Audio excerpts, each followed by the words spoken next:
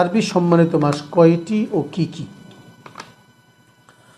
আরবি সম্মানিত মাস এটা কোরআনে কারীমের মধ্যে আল্লাহ রাব্বুল আলামিন বলেছেন সূরা তাওবার 36 নম্বর আয়াতে আল্লাহ রাব্বুল আলামিন বলেছেন ইন্না ইদ্দাতাশ শুহুরি ইনদাল্লাহি 12 শাহরান ফি কিতাবিল্লাহ ইয়াওমা খালাকাস সামাওয়াতি ওয়াল আরদা মিনহা আরবাআতুন হুরুম।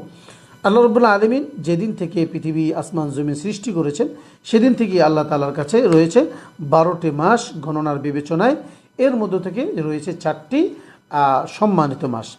একই কথা রাসূলুল্লাহ সাল্লাল্লাহু আলাইহি ওয়াসাল্লাম বুখারী শরীফের 4662 নম্বর হাদিসে বর্ণনা করেছেন।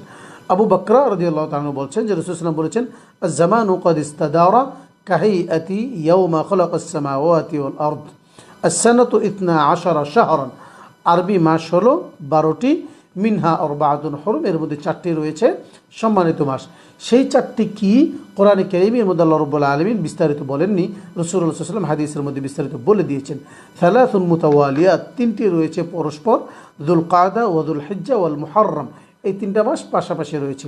ওয়া রাজাবু মুদারুল্লাযী বাইনা জুমাদা ওয়া শাবান, জুমাদাল আখিরা এবং শাবানের মাঝে যে রজব মাস রয়েছে এটিও সম্মানিত মাস। অতএব আপনি যে 4টি সম্মানিত মাস জানতে চেয়েছিলেন সেটি আপনি পেয়ে গেলেন বলে আমি আশা করছি।